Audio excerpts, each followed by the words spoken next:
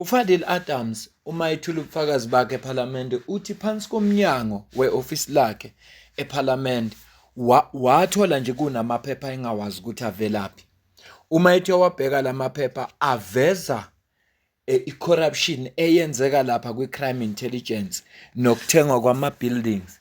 Isona lesi sizathu esenza ukuthi aze ayovula icase evulela uGeneral Dumisani Khumalo as the head of i-crime intelligence. Umbuzo sizibuza wona sonke othi ngaba velaphi lamaphepha? Ubani lo wafakile ngoba wanazi inyawo bekungeke wona azifikele wona ngokwawo. Namhlanje umzilikazi wa-Afrika ubhale kanje: Suspended Inspector General of Intelligence Ignatius Fazelle had his security clearance revoked for allegedly leaking classified information to a member of parliament and a prominent journalist. Fazelle's marriage to a Moroccan woman who works at the Doha Embassy in Pretoria was also raised as a red flag. He was nominated for the position by 2 DA members of parliament and motivated by senior members of ANC in parliament as Inspector General of Intelligence. Fazelle is believed to have made several questionable international trips to Jordan, in the Middle East, Iran, Brazil, New York, and New Orleans, where he was reportedly accompanied by former apartheid defense intelligence operative, whom he recruited to the IG's office. One suspended police general is allegedly to have been frequently visitor at the IG's office, and the leader of the National Colored Congress, Fadil Adams, also visited Fazelle in his office in November 2024 after opening a case against crime intelligence boss Lieutenant General Dumisani Khumalo at Orlando Police. And in Cape Town, Adams opened 6 similar cases against Khumalo at different police stations, but in his affidavits challenging the withdrawal of his security clearance and subsequent suspension by President Cyril Ramaphosa, Fazelle is telling a different story. Yinde kakhulu i-affidavit asizukuyifunda la, kodwa kusolakala sengathi u-Inspector General of Intelligence nguyena lo bekakhipha information. Zinsolo lezi, akekho osalethi proof, kodwa kusolakala ukuthi nguyena ngoba umuntu ongasebenzi ku-crime intelligence, umuntu futhi ongeyona imember ye-Joint Standing Committee on Intelligence, i-information angeke azabe nayo noma kuthiwa uyathanda noma kuthiwa akathandi. uGeneral Mkhwanazi mayithula ubufakazi bakhe phambi kweMadlanga Commission wakuveza lokhu kancane ukuthi nje ngoba sasingazi kukhulunywa ngani, ingakho singazange siyinake le ndaba, kodwa wayekuvezile ngesikhathi wayikhuluma kanje. Organize Gauteng counterintelligence operations, not the political killing team. But here we are. Who's part of this Gauteng counterintelligence? It's a very same person who's part of the team. And this person, coincidentally, on the structure which I displayed on the first day, it reports to one person, Gerald Spear. The very same person, in terms of the structure, must communicate with Gerald Spear to the National Commission. In his investigation on organized crime, he sees some linkages and names of Spear that come into the picture. The members that are busy with this investigation, they are engaging with some senior officers in Gauteng that are socializing with some of these drug dealers. And that becomes risky. Now it's within counterintelligence. So when we see the member of parliament who claims in publicly that he was minding his business and next thing underneath his door, there was a report from crime intelligence that flew into under his door. He took that report and he went to a police station to open a case. Gerald Khumalo is going to come and present the details about that because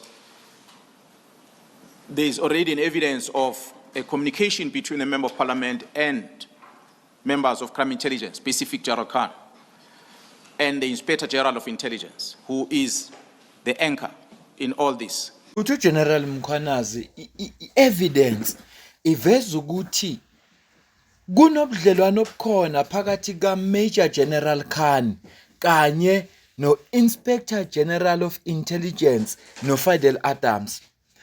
Osekuveza ngokusobala ukuthi le information le iphuma ku crime intelligence, it's either ikhishwe General Khan okanye ikhishwe Inspector General of Intelligence. Kodwa kuyipost kaMzile wazo Africa ebengiyifunda la ithi i-security clearance yakhe u-Inspector General of Intelligence usethathelwe yona ngenxa yokuthi ushare i-information ye-intelligence nomuntu okungafanele ayishare naye. Kulabe sesabuka nabi iMadlanga Commission lamaviki aphelile njengoba bekwethula ubufakazi buka-General Khan. Kuye kwavela ukuthi kune-information ayeyikhipha eyinikeza uJulius Malema benondlozi ukuthi ababuze u-Inspector General of Intelligence wangaleso sikhathi ukuthi abambuze imibuzo ethize ngoba inhloso yabo kungukuthi uInspector General aqamba amanga bese bethi yasi kubambile, you've lied under oath. Angazi uma uyakhumbula na ukuthi kunento enjalo eyakhulunywa kulamaviki adlulile ngodaba luka General Khan abekhipha information. So nala ngiyacabanga ukuthi njengoba kunalempi ekhona lapha kwe crime intelligence, inhloso kaKhan enungakhohlwa phela ukuthi uShongwe usitshela ukuthi kwi-intelligence kunento ekuthiwa i-Indian Cabal. Kwi-IDEC uShongwe usitshela ukuthi kwi-IDEC kunento ekuthiwa i-Indian Cabal. And emawubheka uKhan is an Indian. Ignatius Fazil uyi-Indian. Bonke aboPhadayachi bonke labantu laba bangamandiya.